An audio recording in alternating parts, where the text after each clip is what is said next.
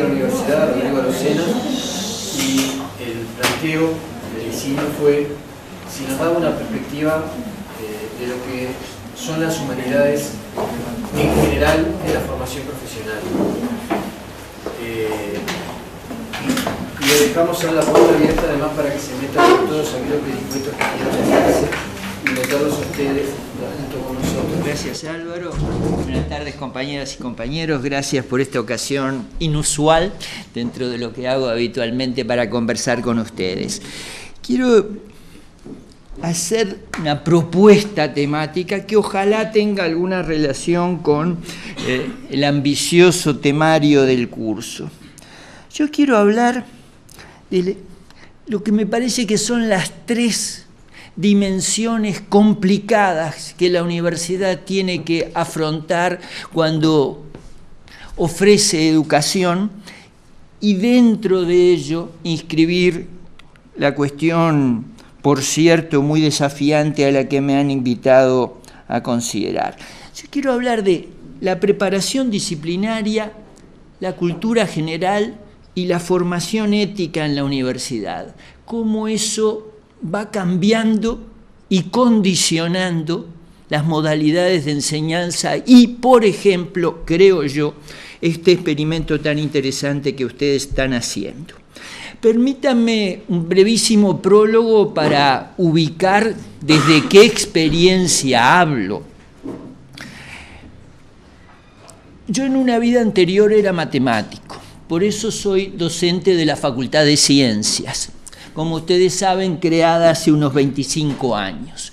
En la Facultad de Ciencias, en el año 94, o sea, hace casi 20 años, creamos una unidad especial, le llamamos Unidad de Ciencia y Desarrollo, con el objetivo de ofrecerle a los estudiantes de todas las carreras de la facultad, estudiantes de biología, de matemáticas, de bioquímica, de geología, de geografía, de física, etcétera, la oportunidad de tener alguna instancia de vincular sus estudios con perspectiva profesional con dimensiones sociales y humanísticas. Ese es el objetivo de la unidad. Tenemos una experiencia pequeña, pero de casi 20 años acumulada, para darles una idea de qué hemos hecho. Durante mucho tiempo ofrecimos el curso llamado Ciencia y Desarrollo. Tratábamos de vincular las profesiones de las ciencias básicas, la investigación y creación de conocimientos en lo que en el Uruguay llamamos ciencias básicas y que en otros lados se llaman ciencias exactas y naturales, con las dimensiones del desarrollo económico, social, cultural. Después empezamos a dar, porque siempre lo que se trataba era de, como en casi todas las cuestiones educativas, pero sobre todo en estas opciones, de despertar el interés y propiciar el protagonismo de nuestros estudiantes. Empezamos a dar un curso que se llamaba Introducción a las ideas sobre la naturaleza, cómo habían ido cambiando. La idea era mostrarles en perspectiva histórica a los estudiantes cómo vería, por ejemplo, un astrónomo el mundo en 1900 y cómo lo veía en el 2000 y cómo eso incidía en las cambiantes culturas y opiniones sobre la ciencia. Más recientemente, ya con mucho menos participación mía, es muy escaso el tiempo que puedo dedicar a la enseñanza, están ofreciendo los compañeros de la unidad cursos, por ejemplo, de universidad, ciencia y comunidad, actividades de ciencia y comunidad, respaldan a estudiantes que participan en actividades sociales como compromiso educativo y cosas por el estilo, y con menor vinculación directa, en particular yo no soy para nada un especialista en el tema, colaboran activamente con el curso de bioética de la facultad. El curso de bioética de la Facultad de Ciencias, como el curso de antropología de la Facultad de Humanidades y Ciencias de la Educación, está teniendo en estos meses una inundación, una muy grata inundación de estudiantes de medicina. La nueva ordenanza de estudios de grado y la nueva flexibilidad ha hecho que centenares de estudiantes se inscriban, para gran lío y gran alegría de la Facultad de Humanidades y Ciencias de la Educación, en antropología, y ahora recientemente algo similar está pasando en bioética. Así que de alguna manera tenemos un parentesco con lo que a ustedes los motiva y una pequeña experiencia. Bien, a partir de eso quiero irme acercando a la temática. ¿Qué dimensiones uno señalaría en la educación superior? ¿Qué hace la educación superior? Yo creo que algo bastante parecido al conjunto de la educación, pero por lo menos me voy a ceñir a la educación superior. Yo diría que se puede clasificar en tres las dimensiones. Hay una primera que es la preparación disciplinaria. Está claro, es lo que a ustedes los tiene en la Facultad de Medicina. Hay una segunda cuestión, que es lo que podríamos llamar cultura general, y estamos bastante cerca de la temática de este curso. Y hay una tercera dimensión que uno podría llamar formación ética. Pues bien, a lo largo de la historia, las maneras de combinar estas tres dimensiones han condicionado enormemente las modalidades educativas. Déjenme darle un ejemplo. ¿Cómo surgió la universidad hace 800 años? La universidad surgió esencialmente en torno a la Facultad de Teología, era la manera de crear ideología en el mundo cristiano de la transición de la alta a la baja Edad Media. Entonces, de las tres dimensiones que uno señala allí, preparación disciplinaria, cultura general y formación ética, ¿cuál era la dominante? Sin ninguna duda la formación ética, era la ideología cristiana. Eso no quería decir que no hubiera preparación disciplinaria. La Universidad de Salerno era especialista en medicina, la Universidad de Bolonia en derecho, en fin, pero claramente la dimensión dominante era la formación ética. Pegamos un salto grande y vengamos a la creación de universidades en nuestros países, los países de Latinoamérica después de la independencia, el contexto en el cual se crea la Universidad de la República, la Universidad Central de Venezuela, la Universidad de Chile, la Universidad de Buenos Aires, todas las universidades de los países hispanoamericanos recientemente independizados. ¿Cómo han sido definidas esas universidades de comienzos del siglo XIX? Para dar una idea de qué estamos hablando, suele llamársele universidades de abogados. Las universidades de la primera mitad del siglo XIX en América hispana se les suele llamar universidades de abogados, como la nuestra, por ejemplo. Hasta 1870 la Universidad de la República fue esencialmente la Facultad de Derecho, después aparece Medicina, trae la investigación científica moderna al país, etc. ¿Qué quiere decir eso? En términos de nuestras dimensiones, la preparación especializada domina, pero una preparación especializada, la preparación especializada para la abogacía. Pero de alguna manera también tiene su forma de entender la cultura general y la formación ética. La cultura general es típicamente la cultura que va asociada a la formación del derecho, el derecho subsidiariamente la historia y la filosofía, y las cuestiones de formación ética tienen que ver con las ideologías republicanas nacientes. ¿Por qué cambian el peso relativo de estas tres dimensiones a medida que cambia la historia? Yo diría que hay dos factores que nos sacuden a las universidades y que nos obligan a cambiar nuestras respuestas, incluso hoy más que nunca. Hay dos factores que condicionan mucho estas cosas. Fíjense, en primer lugar, hay un factor que es la expansión del conocimiento y su creciente peso en las relaciones sociales. Cada vez sabemos más, para bien y para mal, bien entendido. Ustedes para curar gente, otros para hacer bombas atómicas. Es decir, el conocimiento se expande masivamente, mucho más rápido, perdón por hablar en un mundo de biólogos o afines de algo que yo no entiendo, mucho más rápidamente el conocimiento que nuestra capacidad cerebral para captarlo. O sea, por lo tanto, el conocimiento empieza no solo a ser desbordante en términos de poder, sino también desbordante en términos de manejo. Pero hay otro proceso que también incide enormemente en cómo uno va armando las dimensiones del accionar universitario. Por eso traía algún ejemplo tan viejo como la universidad medieval, la universidad que surgió allá por 1200.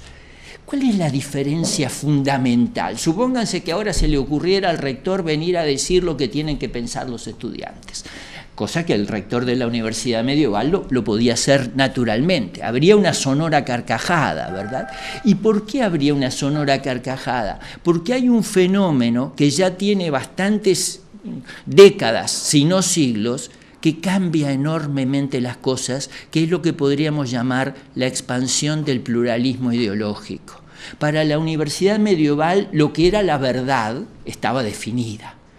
Para la Universidad Republicana de comienzos del siglo XIX, la Universidad de Abogados, bueno, ya era más discutible. Para una universidad a principios del siglo XXI, ¿qué es la cultura general? ¿Cómo se define la cultura general? ¿Y qué es la formación ética? Y sobre todo, ¿quién tiene derecho a definir cuál es la cultura general que debe ofrecer la universidad y cuál es la formación ética que debe ofrecer la universidad?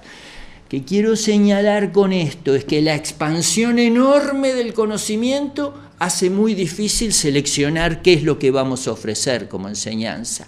Y la expansión del pluralismo ético, estético incluso, hace extremadamente difícil seleccionar cuáles son los valores a impulsar y cuál es el tipo de cultura que debemos impulsar. Entonces, esto es lo que uno podría llamar el problema fundamental de la universidad hoy por hoy, de las universidades. ¿Qué es lo que pasa de hecho?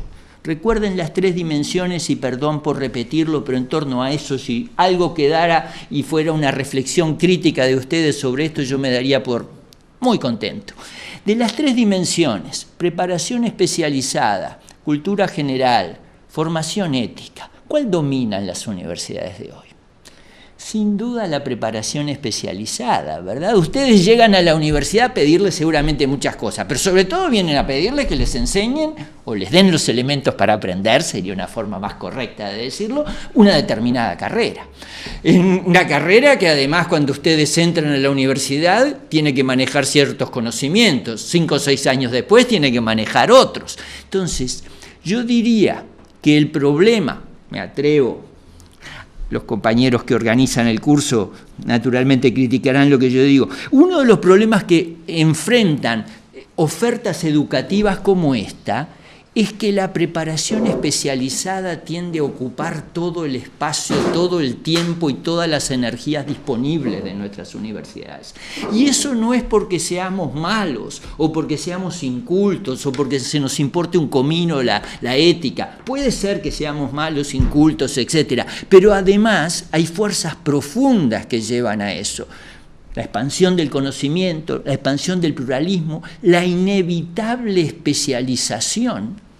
En ese contexto, el problema para una universidad que no quiera renunciar a ofrecer, además de preparación especializada, cultura general y formación ética, es enorme. ¿Cómo lo hace? ¿Cuándo lo hace? ¿Con qué docentes lo hace? ¿Con qué tiempo de los estudiantes? ¿Con qué manera de entusiasmar a gente que está pensando que mañana tiene un examen de pediatría y que por lo tanto quizás estaría mucho más ganando su tiempo si estuviera terminando de preparar ese examen que atendiendo a ciertas divagaciones que un señor que aterrizó inesperadamente en el curso les está planteando?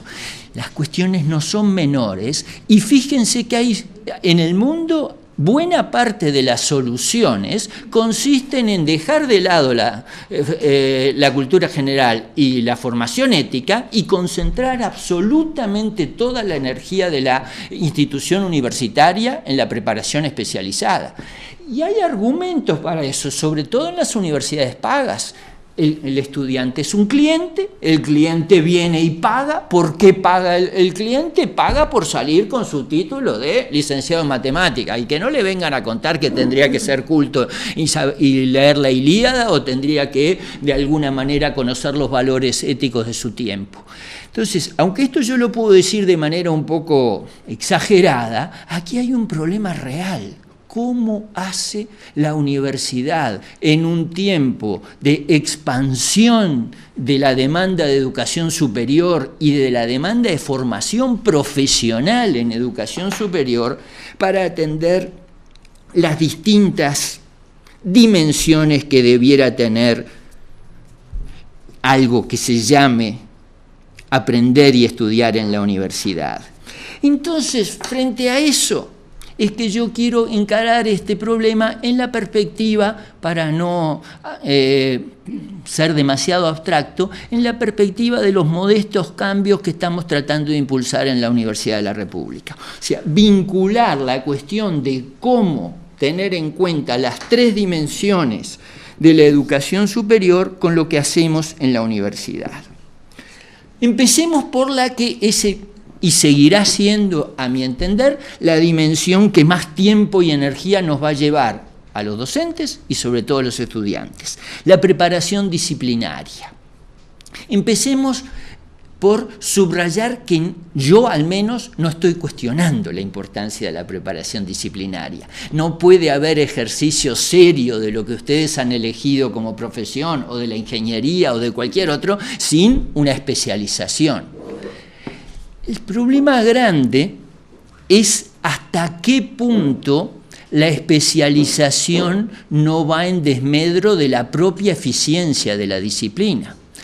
Uno podría decir, recurriendo a un dicho muy viejo, para una persona que solo conoce cómo se usa el martillo, el mundo tiene que parecer todo él un clavo y lo tiene que tratar como un clavo. El asunto es cómo hacemos para, teniendo en cuenta que no hay más remedio que especializarse, ¿cómo hacemos para que la especialidad no sea empobrecedora, profundamente empobrecedora, incluso para el uso más concreto y específico, para hacer un puente, si uno está pensando en términos de un ingeniero civil? Fíjense que, perdón por lo obvio, pero todos querríamos quizás ser Leonardo da Vinci, pero si Leonardo da Vinci vuelve a nacer en el siglo XXI, no sería el hombre universal que fue en el siglo XVI, simplemente porque, digamos, nada más que conocer toda la biología del siglo XXI ya agotaría por lejos todas sus energías. Entonces, aquí una primera respuesta es que la preparación disciplinaria tiene que abrir un espacio a la preparación interdisciplinaria, y que nuestras universidades, en particular la nuestra, no están estructuradas para eso. Nuestras universidades se construyeron en torno a facultades, lo cual está muy bien. Hace muchísimo tiempo, cuando yo era joven, en el año 68, se discutía que había que terminar con las facultades. Yo no lo creía entonces, menos lo creo ahora. Las facultades son imprescindibles. El problema, si me permiten una metáfora un poco pobre, es que las facultades son como tubos relativamente poco comunicados entre sí. Y esa escasa comunicación entre sí no ya tiene que ver solo con vincular la medicina con las humanidades, tiene que ver con la vinculación de la Facultad de Ingeniería con la Facultad de Química, o de la Facultad de Odontología con la Facultad de Medicina. Entonces, primera cuestión, ¿cómo hacer que la preparación disciplinaria sea además preparación interdisciplinaria? ¿Qué estamos haciendo en esa perspectiva? Y lo digo como ejemplo porque los ejemplos pueden suscitar la reflexión crítica de ustedes, que me parece que es lo mejor que uno puede lograr cuando tiene el privilegio de dar una charla. Por ejemplo, hemos construido una cosa de la cual estamos muy contentos, pero que es muy incipiente, que es el llamado espacio interdisciplinario de la Universidad de la República. Es una cosa absolutamente experimental, en donde, por ejemplo, hay centros interdisciplinarios. Déjenme darle un par de ejemplos de centros interdisciplinarios que allí están radicados. El Centro Interdisciplinario para el Estudio del Cambio Climático. El cambio climático es un tema que tiene que ver con ¿qué disciplinas? Seguramente con las disciplinas de la salud, ¿no? Va a tener mucho que ver con las condiciones en las que ustedes van a vivir, pero tiene que ver con la ciencia geofísica, sin ninguna duda. Tiene que ver con las ciencias sociales porque cambia las condiciones de vida de la gente. Entonces, en esa perspectiva, en el espacio interdisciplinario, tenemos un Centro Interdisciplinario de Estudio del Cambio Climático. Otro ejemplo de centro, un centro de estudio del envejecimiento. El envejecimiento es uno de los grandes temas de sociedades como la nuestra. Hace poco el rector de la Universidad de Edimburgo nos vino a visitar y nos empezó a plantear los temas en los que se especializan. Ese era uno. Naturalmente, sociedades que tienen esa perspectiva por delante tienen esos temas. Ahora, ¿el envejecimiento es un tema de la medicina? Ustedes me dirán, supongo que sí. Pero seguramente estamos de acuerdo que no es solo de la medicina.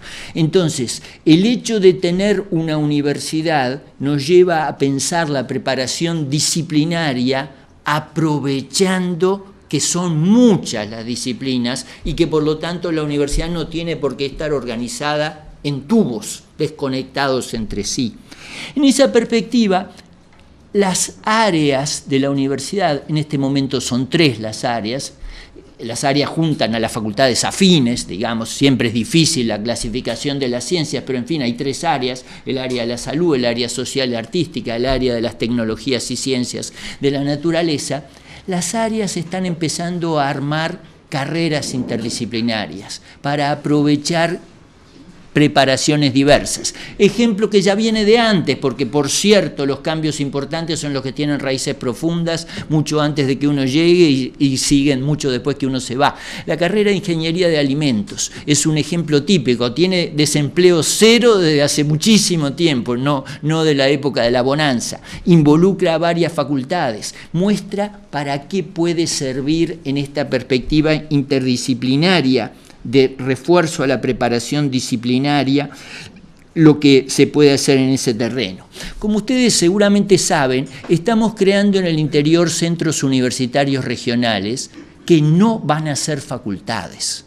No van a ser ni mejores ni peores, van a ser diferentes. ¿Qué quiere decir eso? Y quiere decir sintéticamente, por ejemplo, para recordar mi pasado, el Departamento de Matemáticas del Noroeste, que existe desde hace poco tiempo, le va a dar clases de matemáticas, no a los estudiantes solo de ingeniería, como yo le daba hace 40 años, cuando estaba en un instituto de matemática. Le va a dar clase de matemática a todos los estudiantes de las carreras del Noroeste que tengan matemática. ¿Y eso qué va a significar? Que una compañera que está estudiando la licenciatura en Ingeniería Biológica, carrera nueva que se va a dar en el Noroeste, y un compañero que está estudiando la licenciatura de Diseño de la Facultad de Arquitectura, se van a encontrar sentados en el mismo curso de matemática. Y van a poder conversar y cada uno va a escuchar al otro qué reflexiones, qué dudas, qué ejemplos le vienen a la cabeza. Pensamos que no es menor. Y todavía para insistir un poquitito más en este asunto de la preparación disciplinaria, la interdisciplinaria, quiero hablarles de otra de las cosas que a muchos veteranos que estamos en esto nos entusiasma. Es el programa de apoyo a la investigación estudiantil. Tenemos desde hace 5 años llamados a proyectos de investigación supervisados por docentes, no se trata de vender versos, de proyectos de investigación estudiantil. Esto define una idea muy básica de una universidad moderna, que es vincular enseñanza e investigación. Estos proyectos de investigación estudiantil son extremadamente interesantes por varios aspectos, de los cuales yo quiero mencionar nada más que 2 que tienen que ver quizás con la temática de la charla. Por un lado, juntan a muchachas y a muchachos de distintas carreras. Se proponen estudiar, bueno, qué pasa en la zona de Villa García con, digamos, la inseguridad, y allí se juntan estudiantes muy diversos. Pero además lo más interesante que tienen desde el punto de vista de quien habla es que dan una idea de qué cosas le preocupan a los jóvenes. Una vez por año hacemos una carpa frente a la explanada municipal y hacemos los pósters con todos los proyectos. Y si uno tiene una horita para recorrer eso, se da cuenta de cuáles son los temas que preocupan fundamentalmente a los jóvenes. Entonces, es extremadamente interesante. Déjeme darle un último ejemplo de cómo intentamos combinar gente de distintas carreras. ¿Saben lo que es Flor de Saibo? Bueno, entonces puedo contarles muy poco. Flor de Saibo, las dos cosas que quiero contarles: primero, no lo inventaron las autoridades universitarias, fue una iniciativa de docentes jóvenes. Y en segundo lugar, lo más divertido que escuché en los informes anuales que presentan los grupos de Flor de Saibo fue lo siguiente. Cuando una estudiante de psicología que había estado trabajando con un grupo en el que había un estudiante de ingeniería, dijo que para su gran sorpresa al estudiante de ingeniería le gustaba la música.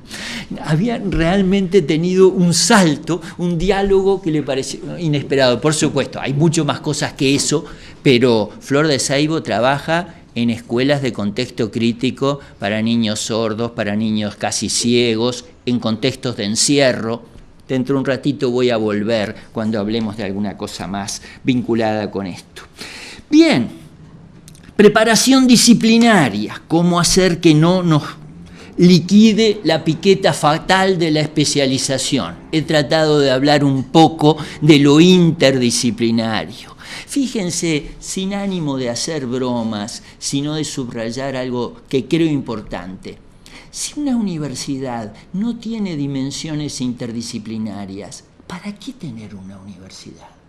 Esto parece una pregunta estúpida, no lo es. Brasil no tuvo universidades hasta 1930. ¿Y acaso eran distraídos los brasileños? No, tenía una escuela superior de medicina, y tenía una escuela superior de ingeniería, y tenía una escuela superior de derecho, totalmente desconectadas. Si vamos a tener facultades desconectadas, ¿para qué pagarle el sueldo al rector? ¿Para qué tener una cantidad de trámites que nos conecten? Una universidad con todo el esfuerzo que significa vincular a la Facultad de Medicina, a la Facultad de Ingeniería, a la Facultad de Derecho, para hablar de las tres facultades fundacionales de nuestra universidad, se justifica si además de las dimensiones verticales, tenemos dimensiones horizontales. Estamos tratando de hacer eso para que la preparación disciplinaria sea cada vez mejor, sin ningún desprecio, al contrario, por la especialización, pero con la idea de que la especialización, cuando puede ir aprovechando de los que están cerca, es mejor. Y además porque eso da lugar a carreras totalmente nuevas. Antes de pasar al siguiente punto, déjenme mencionarles un ejemplo. Hace muchísimos años, don Roberto Caldeiro Barcia, supongo que no necesito presentárselos a ustedes, necesitaba un conjunto de dispositivos eléctricos y no tenía cómo hacerlo. Empezó a trabajar con ingenieros y, para hacer una historia muy larga y muy linda, muy corta, les digo, hace 2 días se aprobó la creación de la licenciatura en Ingeniería Biológica. Es una cosa totalmente nueva, pero que se remonta a la época en que don Roberto fue a buscar ingenieros para ver cómo podía en el Centro Latinoamericano de Perinatología tener mejor respaldo técnico. Pasemos al segundo problema, la cuestión de cultura general. Aquí vuelvo, en particular porque algunos compañeros recién llegaron y entonces quiero enfatizar un gran problema. Uno puede decir, sí, claro, cuando se le firma el título a alguien en la universidad, esa persona debiera ser un buen médico, una buena abogada, un buen agrónomo y además debiera tener cultura general. Fenómeno, muy lindo. Y una vez dicho, ¿qué es la cultura general? ¿Quién define la cultura general? Hace 60 años hubo una charla famosa que se llamó justamente Las dos culturas. La dio un novelista, C.P. Snow, que tenía formación en física y en matemáticas. Y él planteó una pregunta que ahora uno la podría reiterar y ampliar. ¿Es culta una persona que ha leído la Ilíada pero no sabe lo que es la segunda ley de la termodinámica? Hoy diríamos el código genético. O a la inversa, ¿qué es una persona culta? Hace mucho tiempo alguien propuso la siguiente definición. Una persona culta es una persona capaz de tener una opinión propia sobre todos los problemas relevantes de su tiempo. Fenomenal. Yo la afirmaría rápidamente. Después me pongo a pensar un poco sobre eso. ¿Cuáles son los problemas relevantes de mi tiempo? Los problemas relevantes son la religiosidad, las formas de la religiosidad, las manifestaciones musicales que conmueven a la mayoría de los jóvenes, la informática que está cambiando al mundo y a cómo entendemos el mundo. ¿Qué son los problemas clave de nuestro tiempo? Es claro que para un especialista es imprescindible conocer los problemas generales de su tiempo. Me meto de nuevo en camisa de 11 varas en la profesión de ustedes o en lo de un abogado. ¿Hay algún problema fundamental de nuestro tiempo que a un médico le sea irrelevante conocer? El problema es cómo los definimos, cuáles son, cómo podemos hacer para manejarlos. Eso lleva a invertir la perspectiva tradicional de la enseñanza, sin pretender inventar nada, porque es muy viejo lo que voy a decir ahora, pero sí invertir la perspectiva tradicional. La perspectiva tradicional de la enseñanza se puede resumir de manera un poco exagerada, pero no abusiva, diciendo los docentes enseñamos. Bueno, la perspectiva a la cual yo me afilio de la enseñanza es otra. La perspectiva es la que uno podría llamar la enseñanza activa y que además no la inventamos, por cierto, en esta generación. Si ustedes leen los diálogos socráticos escritos hace 2500 años, tienen la mejor formulación literaria de ello. Sería: la enseñanza es el proceso por el cual los estudiantes aprenden con ayuda de los docentes. Pero son ellos, individual y colectivamente, permítame subrayar, los principales protagonistas. Y por lo tanto, esto no es solo una manera de enseñar, es una manera de organizar la enseñanza. Eso implica que naturalmente tenemos que ofrecer planes de estudio de tal manera que cuando, yo qué sé, ahora me repliego a mi vieja profesión, cuando alguien egrese con un título de licenciado en matemáticas sepa lo que es una integral, una derivada, una ecuación, etcétera, etcétera. Pero por sobre todas las cosas, para que haya un interés por la cultura general, la enseñanza activa apuesta al interés del compañero, de la compañera, del compañero. Y por eso hemos establecido por primera vez en la historia de la universidad una ordenanza de estudios de grado que apuesta sobre todo a que el contenido electivo, el contenido transversal, el contenido de diseño de los planes de estudio como trayectorias de los propios estudiantes sea lo fundamental. Por eso, como les decía hace un rato, y lo repito para los compañeros que llegaron ahora, por eso esa nueva ordenanza nos está armando unos líos enormes, como el estupendo lío de que centenares de estudiantes de medicina invadan antropología en humanidades o invadan bioética en ciencias, vale decir, porque ellos entendieron que la cultura general a la que aspiraban, de la cual disfrutan seguramente por motivos diversos, debía incluir eso, y no tanto porque hay un tubo que les indica por dónde tienen que ir. En esta perspectiva, déjenme todavía señalar algo que junta la preparación especializada y la cultura general. En otro de los intentos muy modestos, aprovechando muchos esfuerzos de décadas, sino de más de un siglo, de cambios que se están impulsando ahora. La curricularización de la extensión universitaria, vale decir, la incorporación de ofertas electivas de actividades de extensión a toda la gama de los planes de estudio de la universidad, apunta tanto a mejorar la preparación especializada como a fortalecer la cultura general. Voy a simplemente mencionar un par de ejemplos de eso porque creo que es bastante evidente y además hacer una frase ampulosa no me gustaría. ¿Por qué apunta a mejorar la preparación especializada?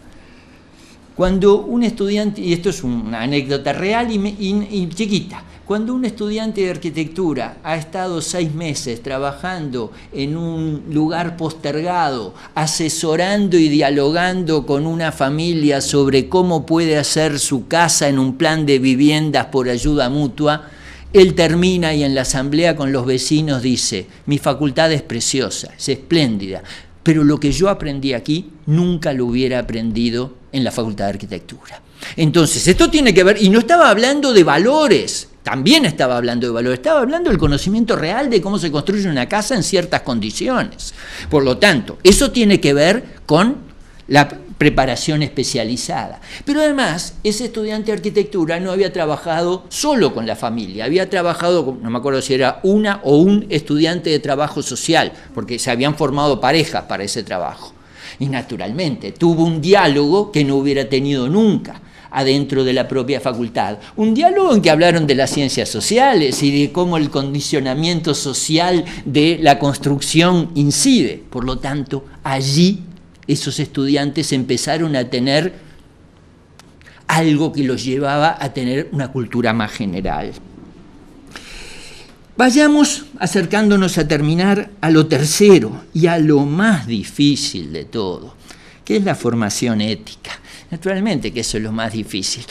Hoy por hoy está muy de moda decir que hay instituciones educativas que ofrecen formación en valores. Excelente, estupendo, me saco el sombrero ante ello. Ahora, ¿qué significa eso? Si yo vengo y les doy a ustedes durante todo un año una charla semanal sobre que deben ser buenos, generosos, ciudadanos respetuosos de las leyes e hijos amantísimos de padres y madres, ¿eso es formación en valores? Y probablemente sí. ¿Eso tendrá algo que ver con formación ética?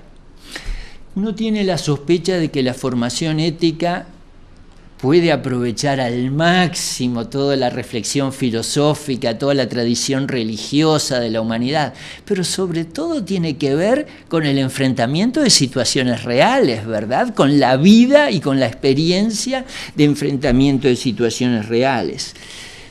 ¿Cómo intentamos, con muchas dudas de si hacemos bien o no las cosas en la universidad, colaborar a la formación ética en un ambiente de pluralismo, en un ambiente que no consiste en que las autoridades universitarias o los docentes universitarios definen lo que está bien o lo que está mal, lo cual sería ridículo y no tendría ningún andamiento, pero además como práctica educativa sería muy pobre.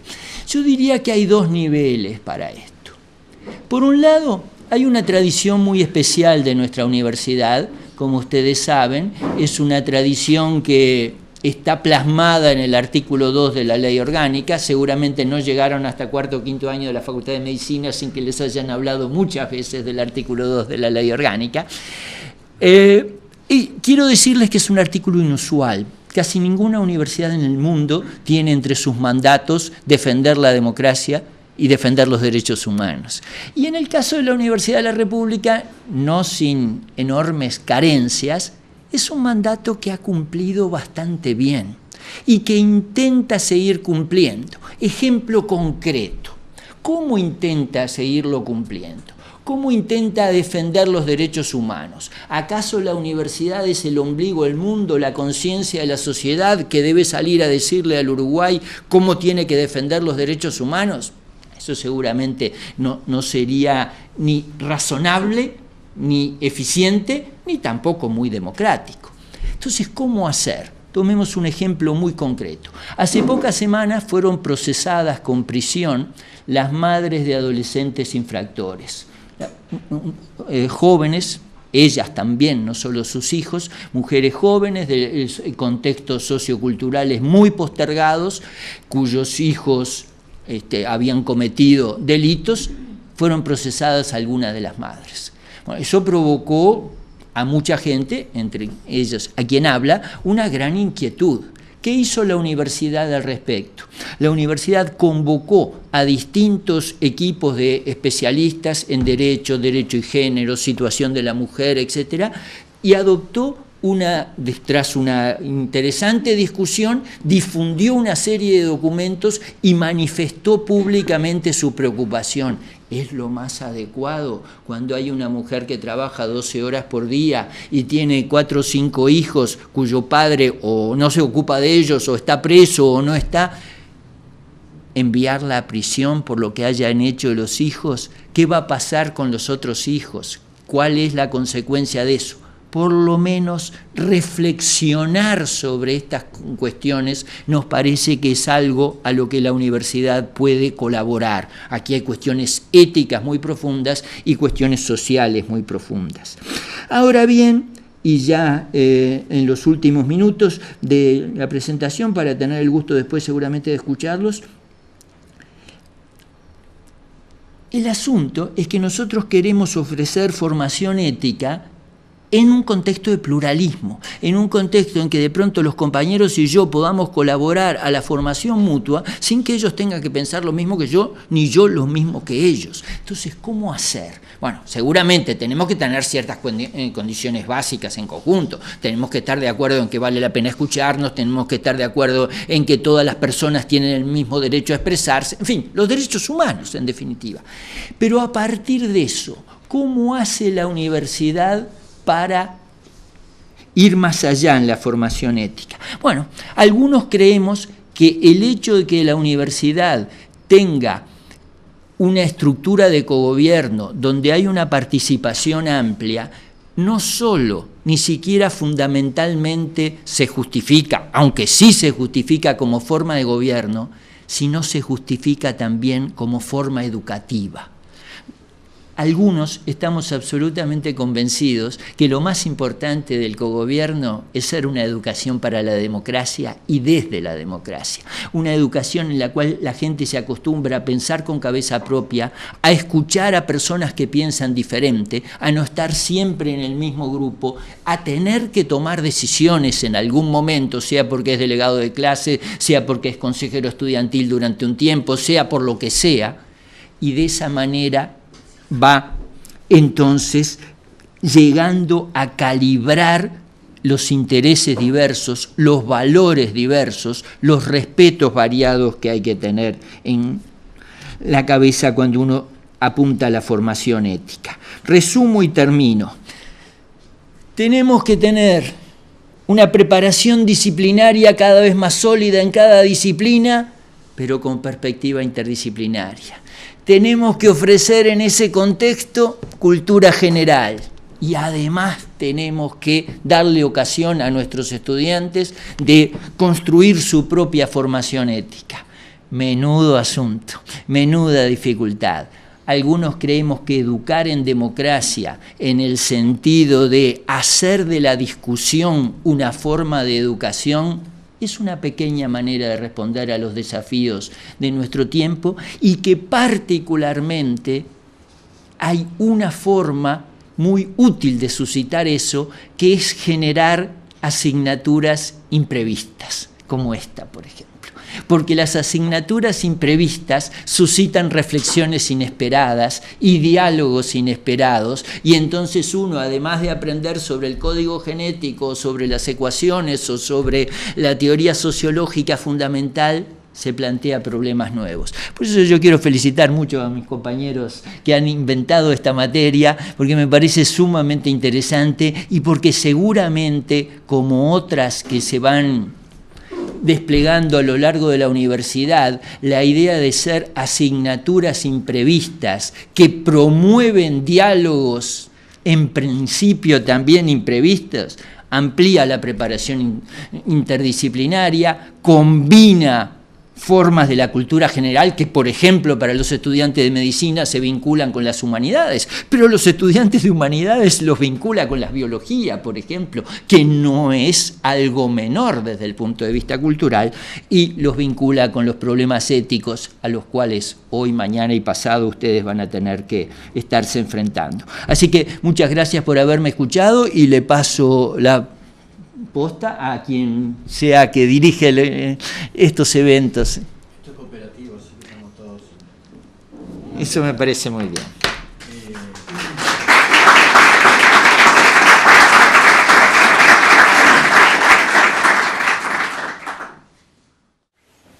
Yo no sé si ustedes quieren primero hacer preguntas antes de que yo les tire o analizar algunas cosas para, algunos puntos para discutir. ¿Quieren hacer alguna pregunta antes? ¿No tienen preguntas? Yo quería hacer unos comentarios solo, para romper el hielo. Bueno, tengo como cierto desacuerdo. Qué bien. Tengo como cierto desacuerdo. Bueno, hice algunos apuntes, voy a tratar de expresarme con mi juventud y mis pocas capacidades de expresión. En principio se habló de pluralismo, expansión del conocimiento, demanda de expansión y formación de técnicos. ¿Quiénes son los que demandan? Y hay que escuchar esas demandas, a qué apunta, cuál es el fin. Debajo de ese estado basal que hay, cuál es, acá se habla mucho de Foucault, mucha filosofía, cuál es el poder que demanda y para qué, cuáles son las consecuencias de lo mismo. Esa reflexión sobre la educación que quizás faltó. Luego con el tema de la cultura, hay como un punto que falta también, que la cultura está hecha trizas hace tiempo, la sociedad también, y la cultura no es algo tan plural o tan relativista. El sociólogo George Simmel habla que una persona atraviesa a través de la cultura, a través de un camino iniciático para llegar a ser algo que él solo por su cuenta no podría llegar a ser, y el fin es un fin social o de formación del ser humano y no del animal humano. Y lo otro es acerca de la ética, también caer en el relativismo de la ética. Yo creo que la formación ética puede ser el mostrar cómo existen dispositivos y fenómenos que nos ocultan lo que, cuando entra uno en relación con el otro, a qué se debe, cómo lo trata. O sea, el fenómeno del otro, de la desaparición del otro. No sé si... Pero, y en cuanto a la cultura, cuáles son los problemas fundamentales de nuestra época, hay gente que se dedica y se ha dedicado mucho a eso, que son los pensadores o los filósofos, que me parece que también es algo que se ha perdido.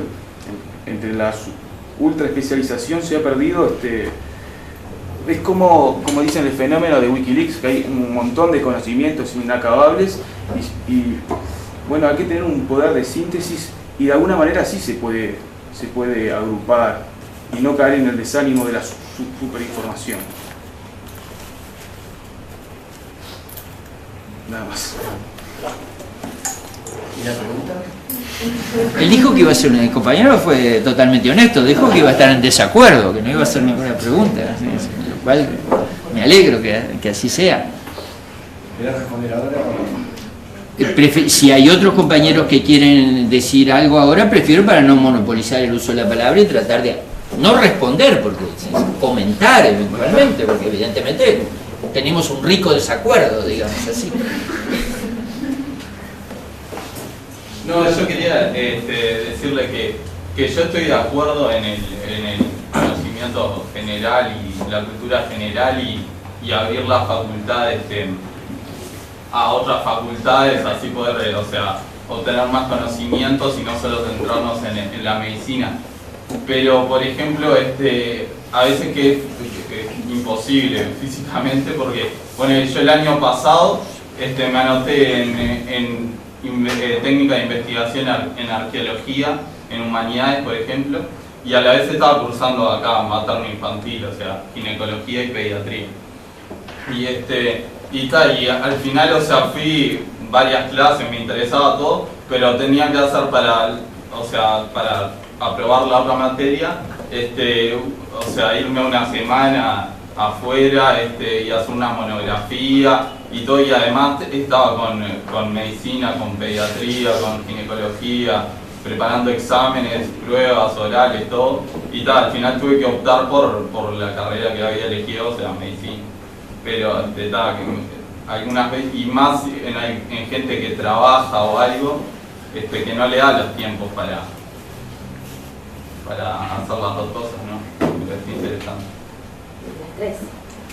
Yo en realidad un comentario escuchando todo lo que hablaba, a mí me parece súper importante el tema de abrirse, de poder cursar materias que a uno le interesan porque le interesan, no necesariamente por lo que de repente pueda o no pueda aportar a la carrera, más allá de eso. Pero lo que es real es que para nosotros a nuestra carrera se nos exige cierta cantidad de créditos en materias optativas y electivas. Y eso hace que esa inundación nuestra a otras carreras que sabemos que han molestado de repente a algunos estudiantes de la misma carrera porque necesitamos espacios, son finitos los lugares, los salones, los profesores, también se debe no siempre a interés o a decir, qué bueno voy a aprender antropología, sino a una necesidad de que me tengo que meter en algo y dónde me encaja el horario y la materia que puedo elegir. Porque a veces es así, gran parte de nosotros terminamos eligiendo cosas que de repente no nos interesan tanto por una cuestión, como dice física, de que de repente la materia que quiero hacer es de mañana tengo hospital, no hay chance, no puedo. Termino eligiendo una materia de tarde porque estoy obligado a cumplir con determinadas pautas que me terminan obligando a hacer cosas que de repente no me interesan tanto. Sí, yo un poco adhiriéndome a los compañeros, me parece que para nosotros, para nuestra carrera de medicina, se nos ha impuesto como una sobrecarga impresionante de obligaciones y de cosas que no contempla. Y para el estudiante que no trabaja, que por ahí es el que tiene más tiempo, entre comillas, pero realmente los que trabajamos nos vemos cada vez como excluidos, porque además estas materias selectivas y optativas nunca contemplan a la gente que trabaja, siempre están en horarios totalmente inaccesibles que nos llevan dejamos de trabajar o nos dedicamos a hacer las optativas selectivas que hoy por hoy son obligatorias para nosotros. Pero además también lo que por lo menos personalmente veo es que cuando uno está en el hospital y está cursando esta carrera, los docentes nuestros tampoco entienden que nosotros hagamos optativas selectivas. Entonces lo primero que te dicen es una optativa, es una electiva, eso lo eligen ustedes, y si no, entonces dejen de hacer las optativas selectivas y pongan a hacer la carrera.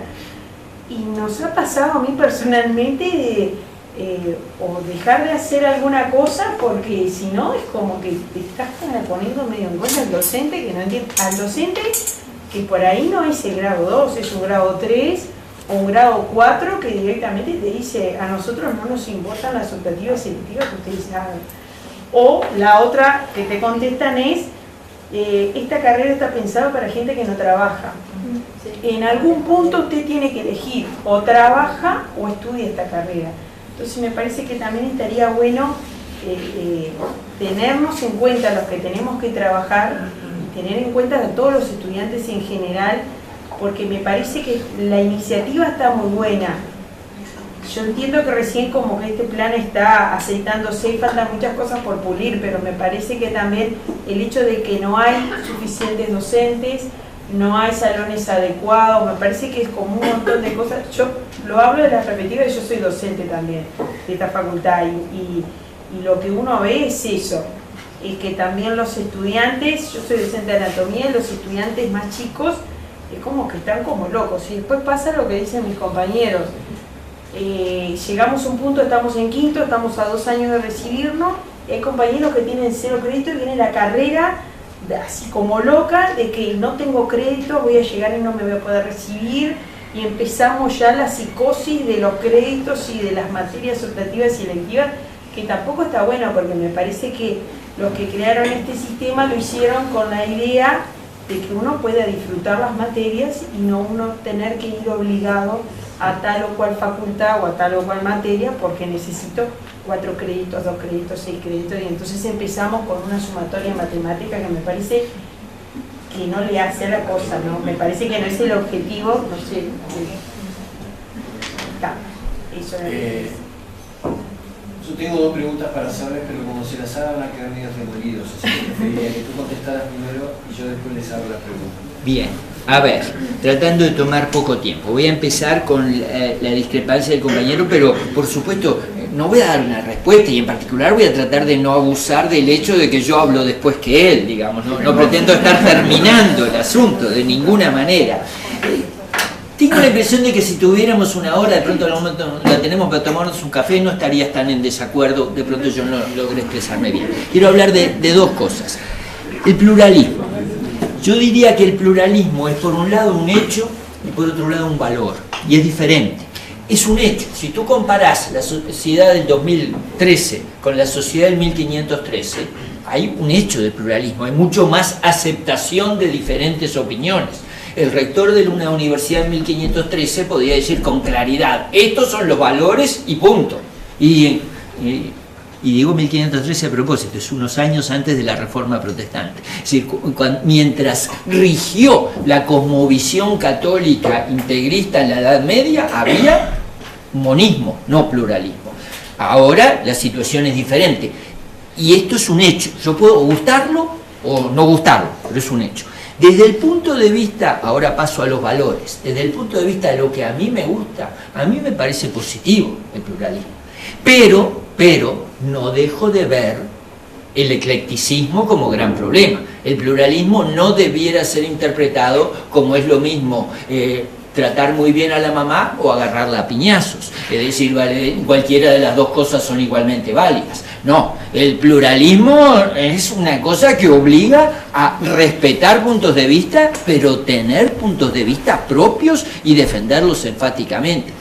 Pequeño ejemplo, a mí me eligieron para este empleo donde estoy terminando, no para administrar la universidad, me eligieron para ser militante de un proceso de cambios que tiene partidarios y tiene adversarios. Es decir, yo no soy ecléctico, yo creo que hay cosas que están bien en la universidad y cosas que no están muy bien. Lo que sí intento ser es plural. Si impulso con muchos otros compañeros ciertos cambios y otros están en desacuerdo, los discutimos, pero el eclecticismo no es, a mi entender, consecuencia necesaria del pluralismo.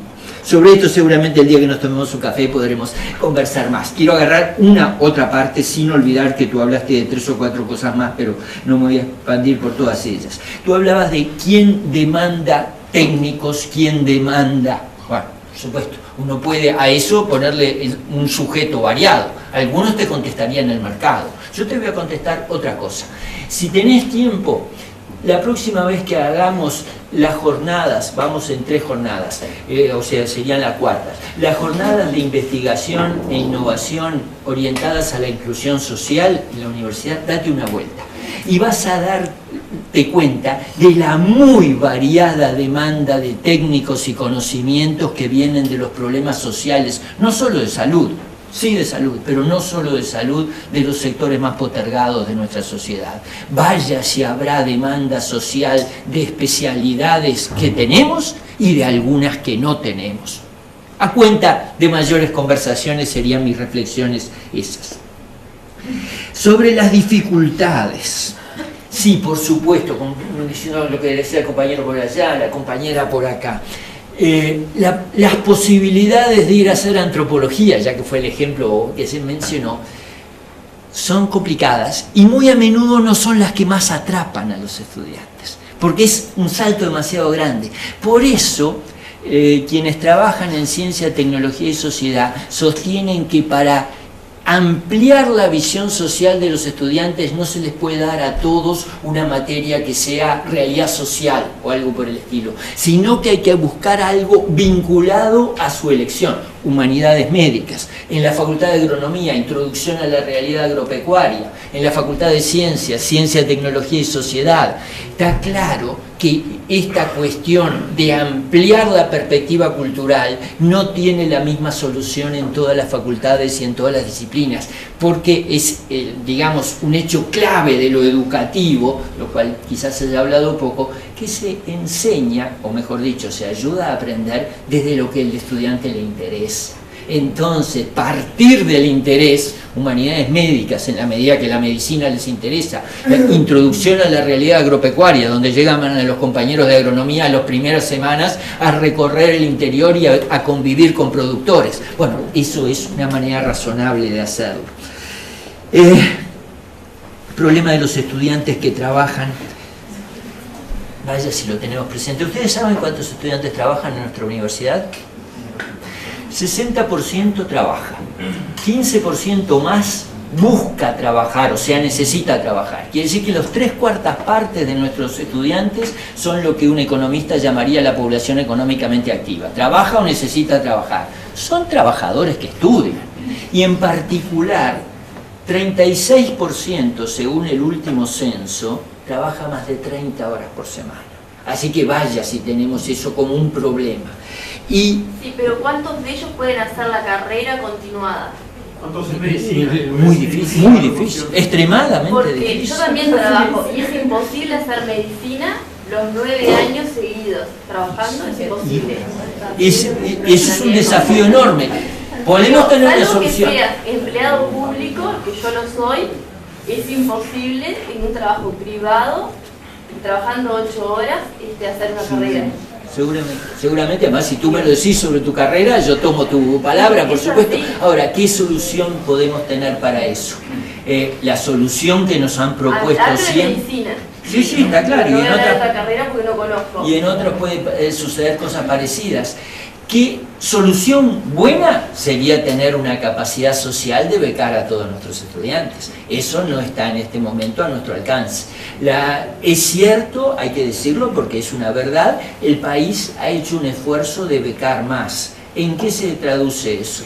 Hace 3 años el 14% de quienes se graduaron tuvieron beca del Fondo de Solidaridad. Hace 2 años el 17% lo tuvo. Hace un año... Pero yo no hablo de que me bequen, para mí no me molesta no, está claro. Pero sí que tuviéramos horarios, como en otras universidades, que tenías horarios de tarde, en la mañana o de noche, como en otras universidades. Déjame llegar a eso, por favor. Una de las cosas en las que hemos insistido, seguramente de manera insuficiente, es que dado esta realidad diferente, nosotros no le podemos ofrecer la misma enseñanza a todos los estudiantes como si estuvieran en la misma situación.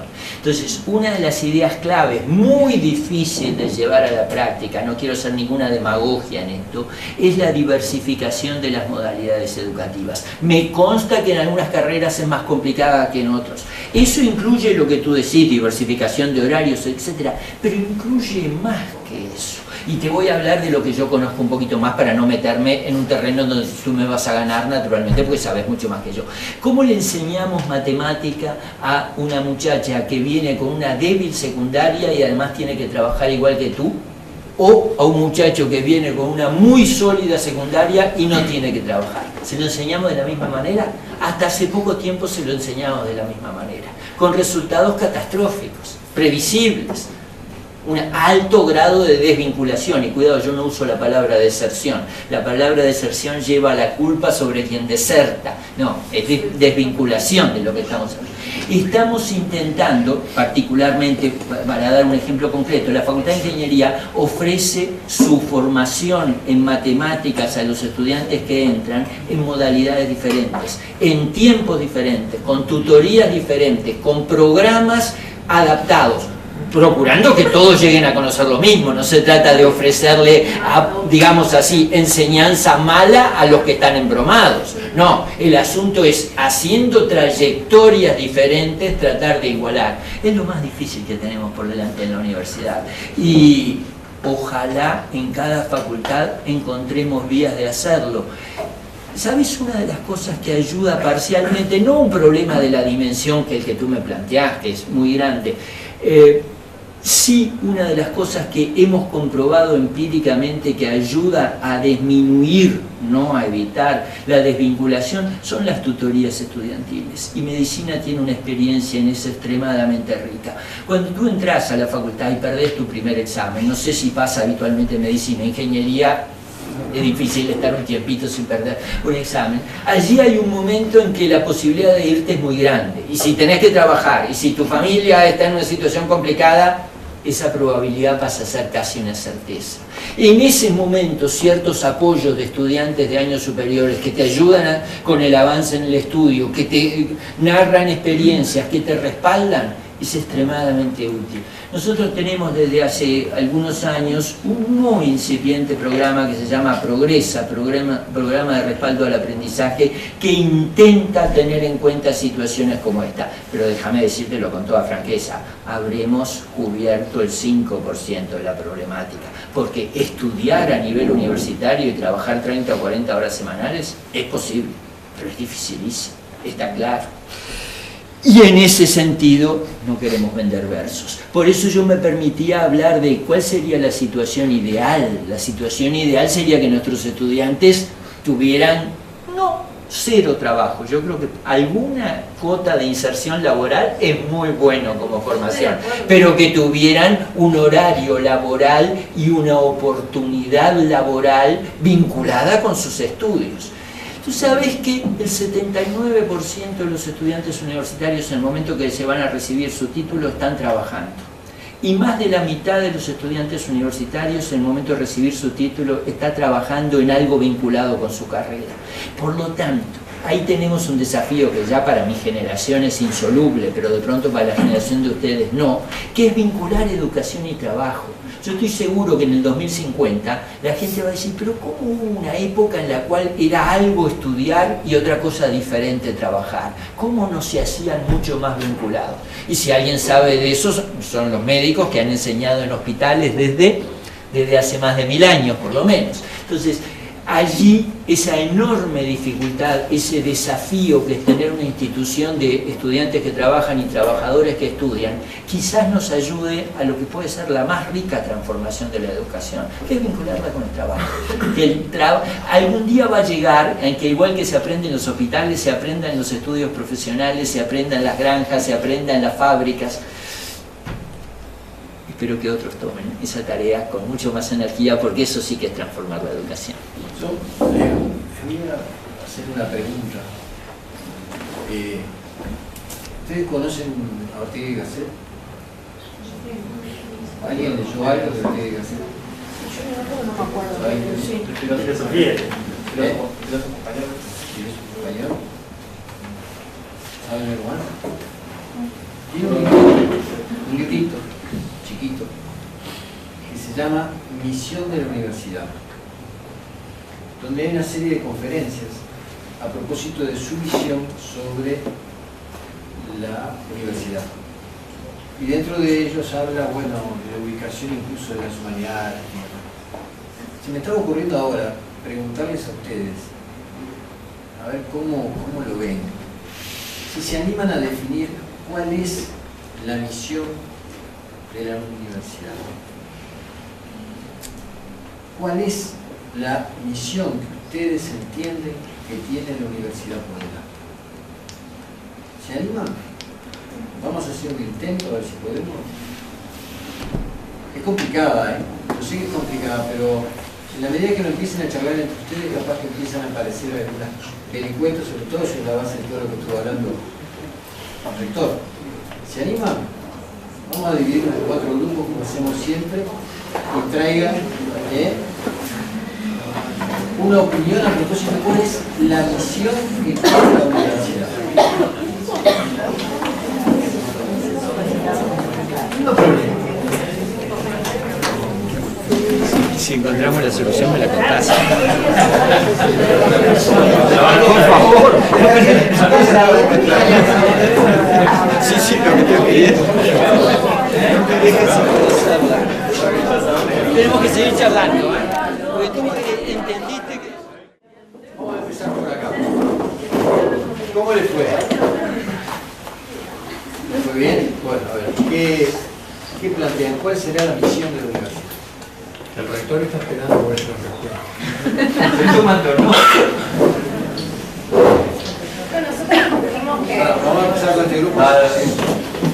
Discutimos que creemos importante que siga formando profesionales, pero que siga incluyendo dentro de las posibilidades también la parte cultural y ética, que capaz que es algo de nosotros que como estamos en esta época que como que no podemos despegar el interés por la especialización, pero digo, nos sigue pareciendo quizás importante también lo ético y lo cultural, que habría que ver, como plantean ustedes, definir qué sería cultura, qué sería la ética, quién lo podría dictar. ¿Algún otro comentario? No, también hablamos, también lo que ya, la generación del conocimiento también, como parte de la misión. Y también se habló también de más que formar, es como muy utópico, pero no solo, o sea, como formar personas, no sé, no solo enfocarse a lo técnico, no solo tipo que sería estrictamente formar profesionales, como formar en un sentido más amplio, formar personas.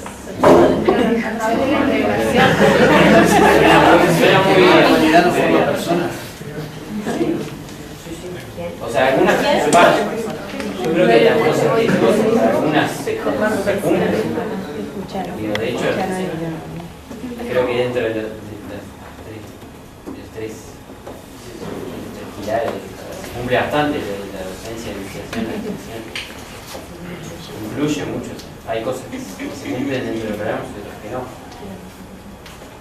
O sea, creo que la idea creo que está escrita, pero es muy difícil implementarlo, hay que ver si pasa, si no pasa. ¿Alguna idea para ayudar al rector a hacerlo? Sobre lo que dijo de la parte ética, disciplinaria y cultural, estábamos pensando que a veces es difícil porque, o sea, si te dedicas a la parte más cultural, quitas un poco de tiempo, de horas, a la parte disciplinaria. Y es como que se necesitan las dos cosas, un poco, los técnicos tienen que ser, algunos especialistas tienen que ser muy precisos y tienen que saber muy bien lo que hacen, pero también necesitan la parte cultural, entonces como, no sabemos cómo se podría hacer eso. Pero es lo mismo cuando decimos la parte técnica de medicina. Vení, usted está al final de la cola. Y entonces a veces es medio difícil eso, o sea, ¿qué priorizar? Si le sacás parte, o sea, que te concentras un poco más en lo cultural, seguro que ahora a lo disciplinario, como está ahora muy concentrado en lo disciplinario, algo le va a tener que sacar. Entonces es medio difícil eso. Y sobre lo cultural, que hay, como decía, que hay tanto espectro de conocimiento, o sea, tanta amplitud en ese tema, a veces es difícil cómo se escala, o sea, lo que vas a dar en las materias que hablan de cultura. Porque, o sea, tenés que elegir, alguien tiene que elegir qué tema se va a dar, si va a dar Hemingway, como dimos, si Platón o damos algún otro autor. O sea, alguien tiene que elegir eso, y cómo se elige tomando en cuenta la pluralidad cultural o sea, hay que tomar en cuenta eso también. Y alguien tiene que decirlo porque estamos organizados acá, no podemos venir a proponer temas, a mí me gusta tal otro. O sea, alguien tiene que decirlo y ahí estás censurando algo, no estás censurando de la forma mala, o sea, que esto está mal, pero estás censurando algún tema y priorizando otro. Entonces, eso, y la parte moral, que me parece que era cultural, la parte moral que como que, no sé, es muy individual también, y lo bueno me parece que cada uno tenga herramientas como para formarse en eso, no es algo que alguien te pueda ir como se hacía antes, pues está bien, que alguien te lo diga como es, que alguien lo forme alguien propiamente, cada persona lo forme propiamente, está bien. Decir que la parte ética depende de cada uno, que no claro, es una construcción propia o como cualquier conocimiento, pero esto es bastante personal. O sea, es feo, a cualquiera le choca y le diga, mira, esto está bien así, y lo que pensaba está mal sobre algún tema moral es muy profundo, creo yo, mucho más profundo que los otros temas. Si alguien te dice, dale penicilina en vez de ser cocaxip, no sé, nadie te va a decir nada, pero si te metes con temas que va mucho de la crianza de la persona, del contexto social donde viene, de la vivencia que haya tenido, entonces como mucho más profundo y mucho más difícil educar sobre ese tema, me parece. En cuanto a lo que dijo de los tiempos, de que a veces no hay tiempo para las materias culturales y eso, pero también hay que tener en cuenta que se supone que nosotros no terminamos de formarnos cuando terminamos nuestra carrera y que no tenemos que desvincularnos de la universidad, creo yo, una vez que terminamos. O sea, la formación puede y creo que debe seguir más allá. Entonces, no tiene por qué ser todo enfocado en estos años. Quizá en estos años tenemos que enfocarnos más en aprender la medicina, que es lo que vamos a ejercer, y después, no sé, de alguna manera seguir vinculado y hacer una especie de extensión y enfocarlo en otras partes, ¿no? ¿Tú querías hablar, Jonathan?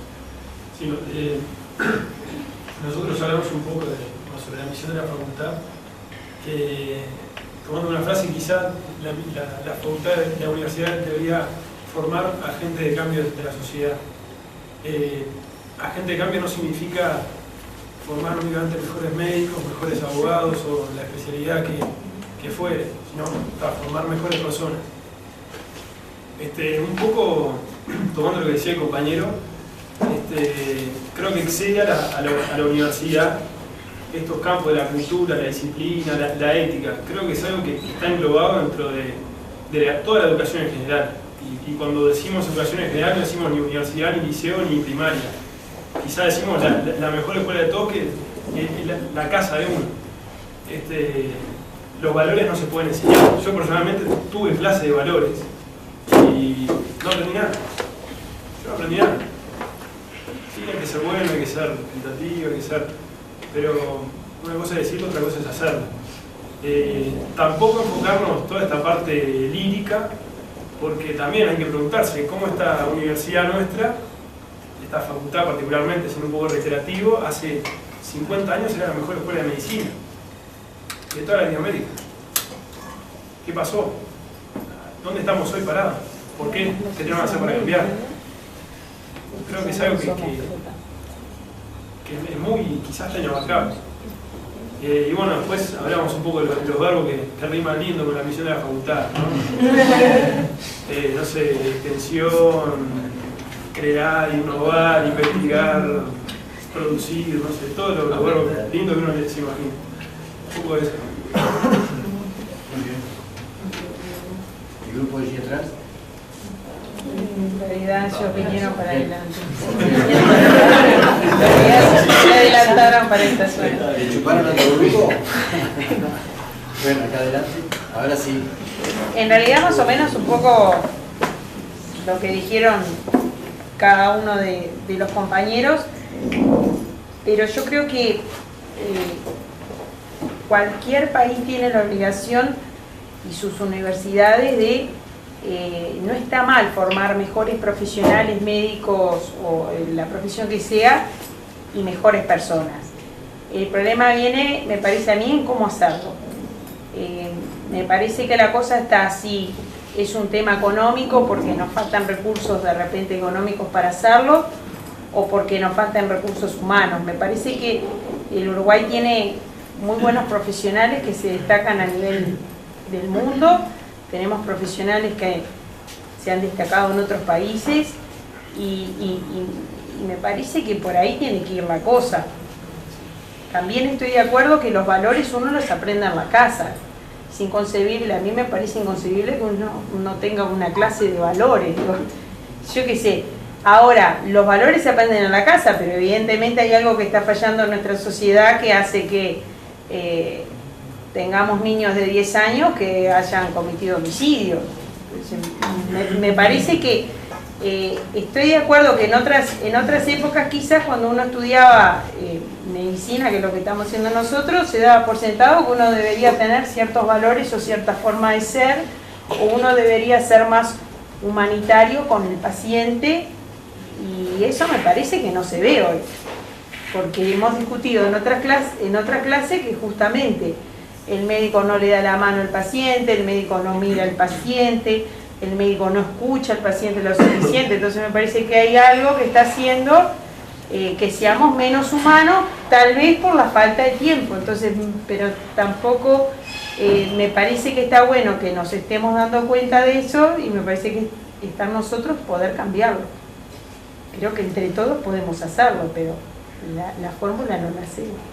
En realidad, sí, ahora escuchando esto, una opinión personal del tema de la parte ética y moral, separaron, son cosas distintas, ¿no? Una cosa es la moral, lo que yo traigo, los valores que yo voy a traer de casa, que eso es muy difícil que lo cambie. Puede pasar, pero es más difícil. Y otra cosa son los principios éticos que uno tiene que tener a la hora de enfrentarse a otra persona. Y eso sí, uno puede de repente enseñarlo o de repente hacerlo explícito, hacerlo consciente. Porque justamente no todos traemos lo mismo de casa y hay cosas que no se pueden tolerar del trato con otras personas. Y eso es porque uno no puede violar derechos humanos, por mucho moral que uno traiga de la casa y que los valores estén totalmente al revés de lo que uno supondría que están bien, hay cosas que no podemos evitar. Y creo que para mí, en ese aspecto, lo más interesante de un tema desde el lado educativo es propiciar lugares de discusión de esos temas, más que de enseñanza de los temas. Nosotros tuvimos y tenemos clases de bioética. Y los primeros años, y la gran mayoría de las veces, fueron porque es el principio de autonomía, justicia, no sé qué, no sé cuánto, y el versito, ¿no? Y con eso salvabas los exámenes, y punto. Y sabías lo que te querías que ellos te contestaras en las pruebas, por ejemplo. muy pocas veces entramos en profundidad a discutir temas que son complejos, que no hay una postura única, en el mundo no hay una postura única, llámese eutanasia, aborto, grandes temas de los, ¿no? Otros que son más, los vamos a enfrentar en la práctica cuando nos pasen, que no nos vamos a haber imaginado. Creo que propiciar lugares de discusión de eso antes de recibirnos y después de recibirnos, cuando nos enfrentemos a situaciones, creo que son lugares, o sea, me parece mucho más rico que de repente dar clases de, que son necesarias, pero 1, 2, 3, para manejar los mismos términos, más nada. En realidad, eso. No, yo quiero decir que a veces me malinterpretó cuando dije que era chocante para alguien que eligieran hacer esto, hacer el otro, porque yo nunca sentí que me hicieran eso acá. O sea, yo creo que acá se enfoca por el lado cultural, me ponen frases de pensadores, de gente, de filósofos que me ayudan a pensar y reflexionar, que eso, y eso que dice ella, yo creo que es la base del aprendizaje, es tener un filtro, te dicen, hay un consenso que dice tal cosa de la ética. Bueno, uno lo lee, tal vez que tiene que contestar eso en el examen, pero cada uno filtra y genera su propio pensamiento sobre algo, es la forma de pensar que tenemos, todo lo humano. Entonces yo creo que no está mal enseñar sobre ética o moral, porque, o sea, cada uno, nadie es alguien que se pueda moldear, o sea, somos personas, pensamos, somos adultos casi todos. Entonces, sí, la mayoría.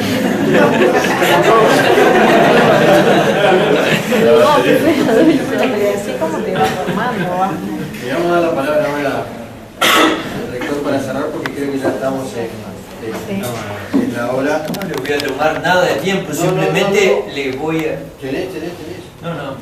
Muchísimas gracias, he tomado nota de lo que dijeron, me parece sumamente interesante.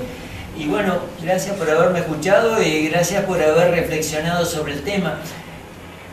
Lo lindo de nuestra universidad es que siempre puede estar mejor.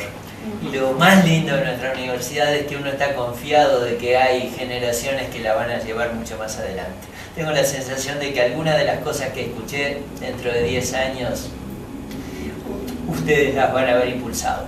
Muchas gracias por dedicarme tiempo, yo he disfrutado mucho de esto. Ahora sigan con esto. Denle duro a esta materia.